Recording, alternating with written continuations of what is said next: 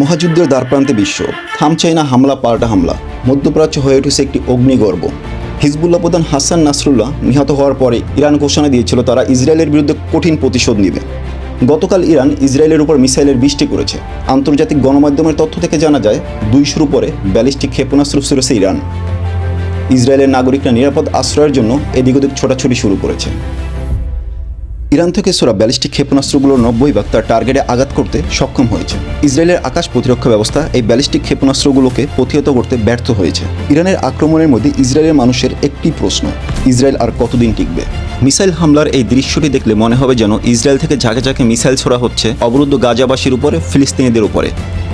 এতদিন বর্বর অত্যাচার চালিয়েছে ফিলিস্তিনিদের উপরে, কিন্তু না, আজকে এই মিসাইল হামলা হয়েছে ইরান থেকে ইসরায়েলের উপরে। ইরানের মিসাইল আক্রমণ থেকে বাঁচার জন্য ইসরায়েলের নাগরিকরা এদিক ওদিক ছোটাছুটি করছে একটু নিরাপদ আশ্রয়ের জন্য। ইরান তার সক্ষমতার জানান দিয়েছে, তার সামরিক সক্ষমতার জানান দিয়েছে। মধ্যপ্রাচ্যে ইসরায়েল নয়, একমাত্র ইরানই সামরিক সুপার পাওয়ার।